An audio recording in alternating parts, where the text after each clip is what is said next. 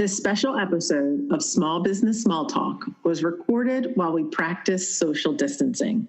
Please forgive any drop in audio quality and join us in staying safe. Hi, my name is Chad David, and I'm here with my co-host Ian Messenger, and you're listening to a special episode of Small Business Small Talk powered by Hibu.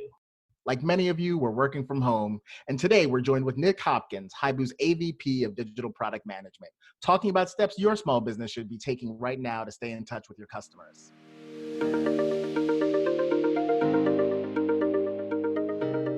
Every small business across the country is really experiencing a pretty unique set of challenges right now. As Hibu, a company that's worked with small businesses so closely for so long, obviously across the business, we feel and empathize with that pretty acutely. And so we put together this podcast. We wanted to get out and talk to you guys really quickly because, we want to help every business out there, client or not, navigate their way through this storm and do what they need to do to come out intact on the other side. And as we sit and we think, I think it's easy for people and small business owners to panic and make some pretty rash decisions right now.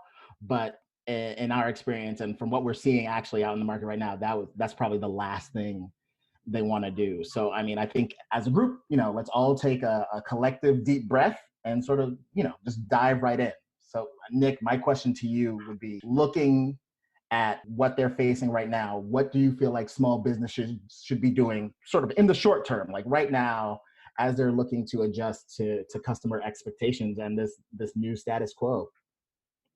Yeah, thanks, Chad. So great question. I think, obviously safety of your employees, safety of your customers is first and foremost. But once you get through those things, it's really, really your first order of business is to communicate to your customers, right? To make them understand your status, what you're doing as a business, where you are in the community, and make sure they understand, how they can engage with you, right? And stay safe in doing so.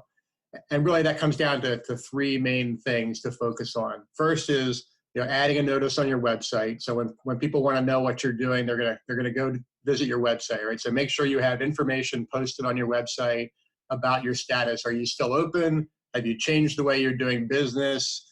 Have you put practices in place to try to keep people safe so you can keep conducting business with them? Whatever those things are, you want to make sure people see those as soon as they get to your website. You want to do the same thing on your Facebook page. And typically the best way to do that is by creating what's called a pinned post.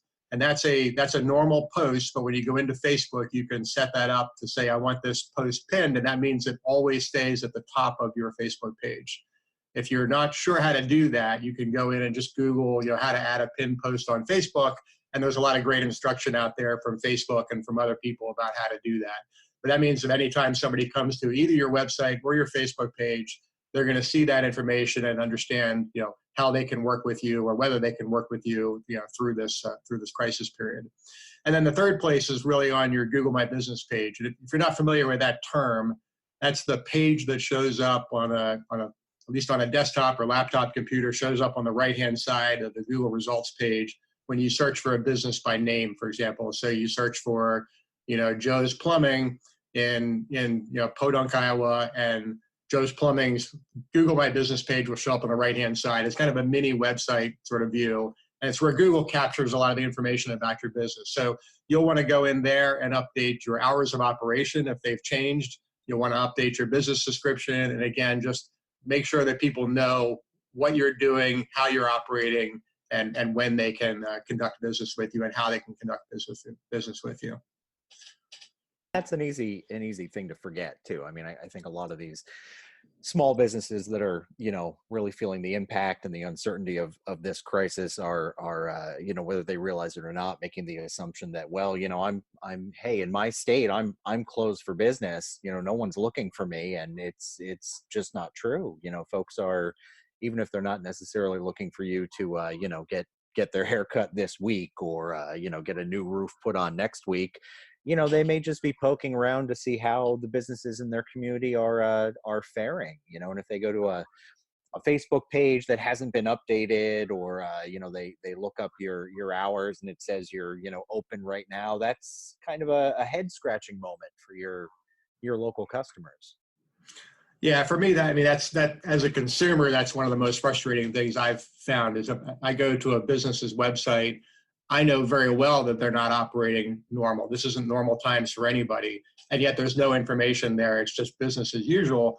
I know that's not the case. And what it leads me to think is that the business has just gone underground, and it makes me less confident in wanting to engage with them, right? If they're upfront and communicating well about what they're doing, how they're serving the community, how they're serving their customers, I'm much more likely to engage with them. And I think, that's important for the short term. It's also important for the long term, because I think people will remember that, right? Consumers will remember those businesses that are doing a great job of communicating, that's stuck with their business, or trying hard, or trying to serve their customers, and they'll build up a loyal following as a result of that. Along those same lines, the other thing I would say is that once you get past those basic building blocks of getting the right information out there, you really want to make sure you are communicating on a regular basis with your customers, right? So that can be things like doing more frequent posts on social media, going into Facebook, Instagram, even your Google My Business page, and posting there periodically, letting people know that you're still around, letting them know how you're doing. You want to personalize that, right? You want that to be authentic information. You want to be talking to people in your voice. And if people are posting back about your business, you want to be responsive to them, right? So again, people are going to remember those businesses that are staying active in their community, that are trying to pivot, trying to serve their customers and continue to serve their customers through this very upheaval prone situation, right?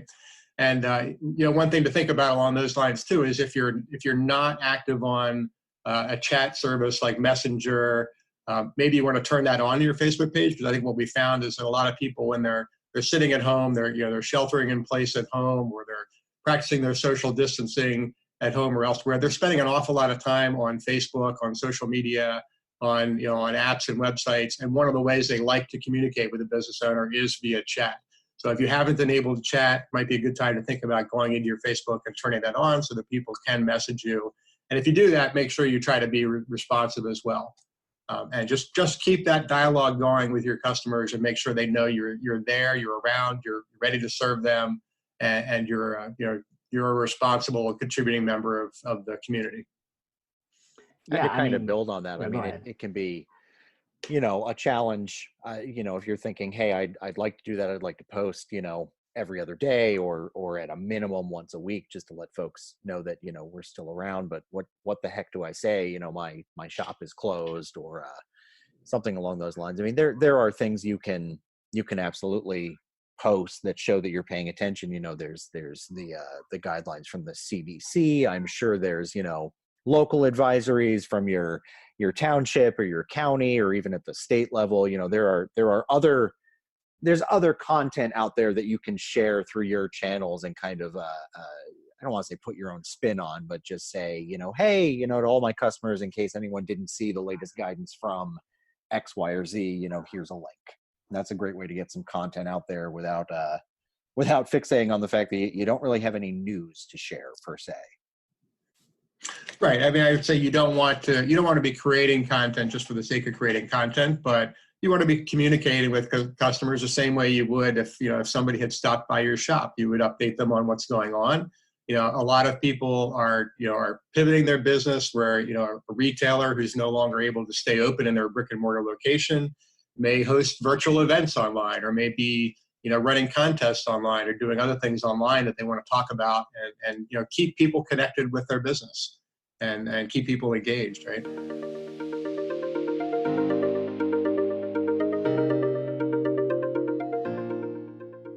You're listening to a special episode of Small Business Small Talk.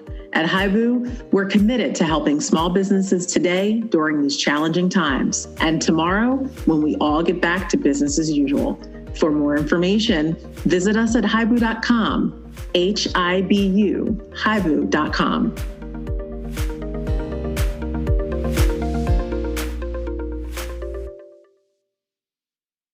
We're back with Nick Hopkins, Hibu's AVP of Digital Product Management. talking about the steps your business should be taking right now to stay in touch with your customers. It's a big misconception, I think, that that consumers have gone away and are able, right? They're not. They're spending an awful lot of time on their computers. They're spending an awful lot of time online, on social media. They may be, postponing discretionary purchases sometimes. Maybe they're not buying the car that they were going to buy, or doing the big, renovation of their house that they were planning before. But they are absolutely out there actively, looking for businesses to serve them. They still need plumbers. They still need doctors and dentists. They still need a lot of the services that are out there. We run campaigns for tens of thousands of small businesses around the country, and we're seeing most of those campaigns do really, really well right now.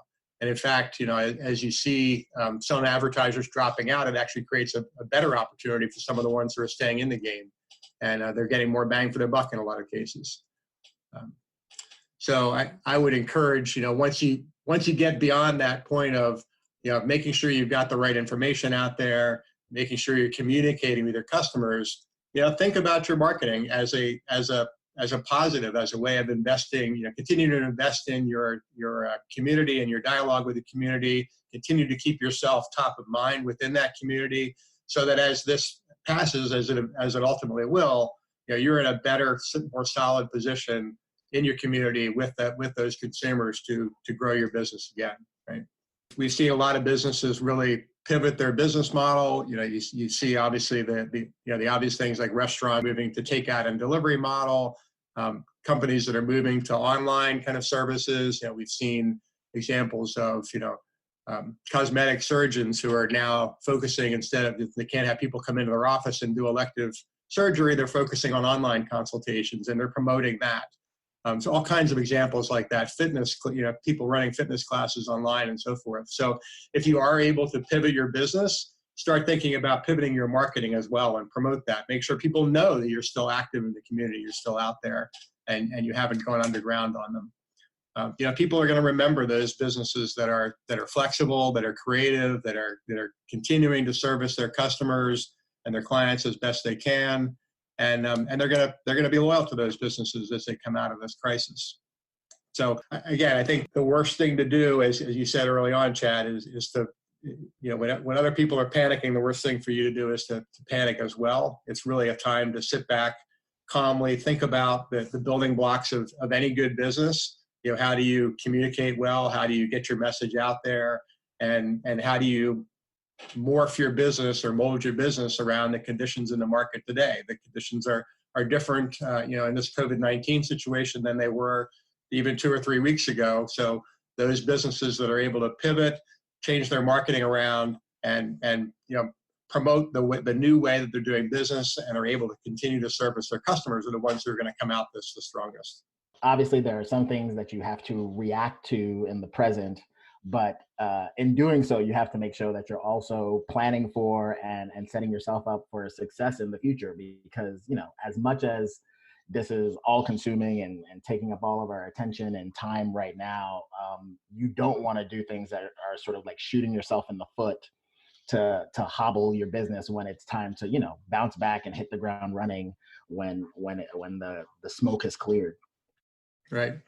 And I know, I covered a lot of ground here, talked about a lot of different things, and to the small business owner, it may seem daunting to do all those things, but, there are a lot of DIY tools out there. As I mentioned, there are a lot of people, posting guidelines. If you go into Google and search for how to do a pinned post on Facebook, how to update your business hours, things like that, there's lots of good online instruction for that. If you are working with an agency like Hibu, often that agency can do a lot of those things for you. We manage websites and Facebook pages and ad campaigns for a large number of our customers, and so we're able to help them through that, give them guidance, give them examples of people who have done things well and smart and evolve their business and help them be successful. But there are lots of resources out there for you to do it yourself as well if you're inclined to do that, and if you have a lot of time on your hands right now, that may be a good thing for you to dive into. But the key lesson is, that it is a crisis. It doesn't have to be a catastrophe for your business. There are ways to work through it. And again, just kind of going back to starting with communicating well with your customers, servicing your customers, and then really trying to pivot your business and pivot your marketing to adapt it to the way, to the reality of the way that consumers are searching for services today, searching for products today, and engaging with businesses today. Right. And we know from, all the campaigns we manage and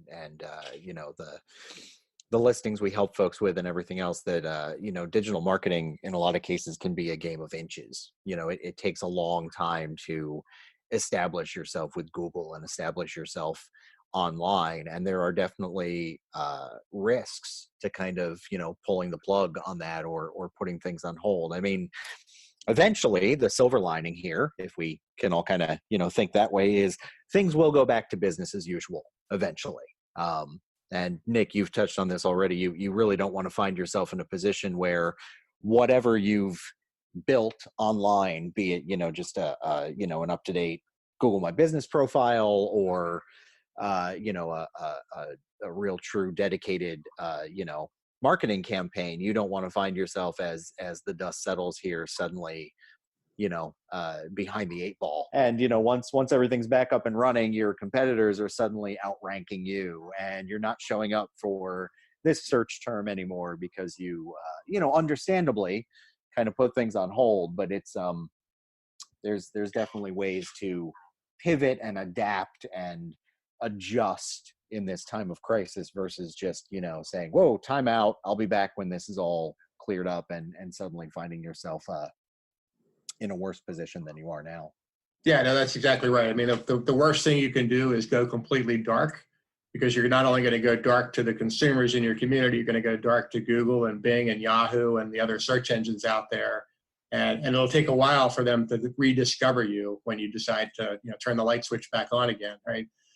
But the next worst thing you can do is just do nothing, because all those services look at whether people are updating their profile online, whether their information is accurate and complete, in different places on the web. And so even if you just do nothing and leave your website as is, don't put any kind of notice, don't change your hours on any place, that also is going to be a negative for you in the long term. It's going to hide your business effectively on Google and Bing and other places out there in ways that it's going to take you time to recover from. And you talked about evolving and morphing and your business. One of the other things we've seen is businesses that are spending a lot of their dollars today, or were a few weeks ago anyway, spending a lot of their dollars on lead generation because they're a very demand-driven kind of business. They're paying on a search campaign to find people who are actively seeking their product or service. We're seeing some of those people kind of shift their spend around and focus more on brand building and awareness and really staying top of mind within their community during this period, knowing that maybe there's not quite as much instantaneous demand, but what they can do is build a backlog of people who know about their business, see that they're out there, see that they're still engaged, and remember them a month or 2 months from now when things do get back to normal and they're ready to start spending again.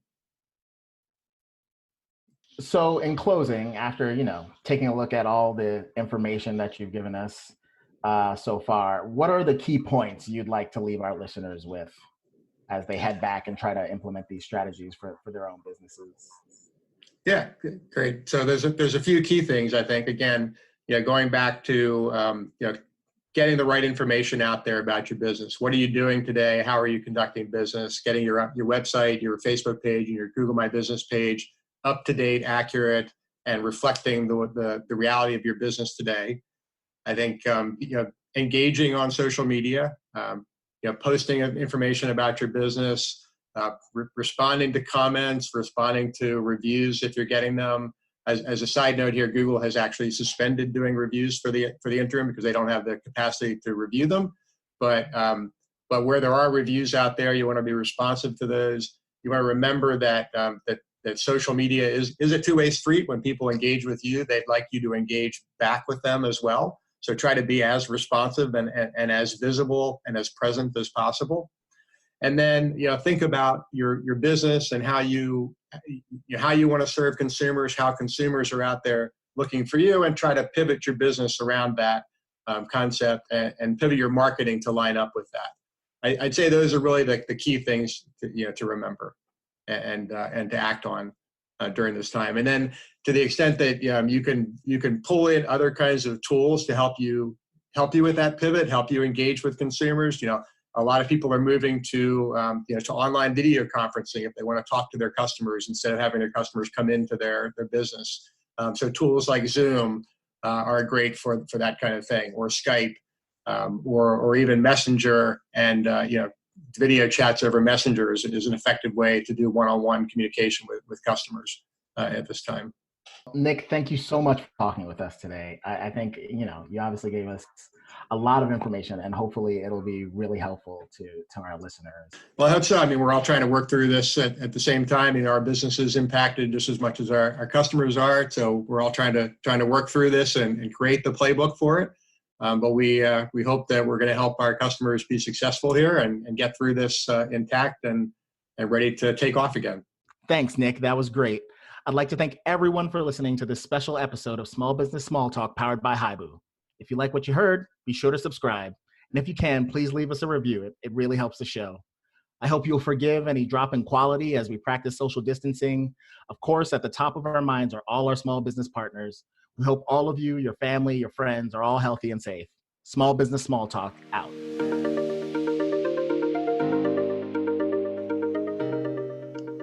Thanks for listening to this special episode of Small Business Small Talk, powered by Hibu.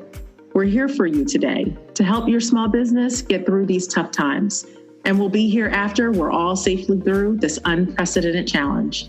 If we can help you in any way, visit us today at hibu.com, Hibu, hibu.com.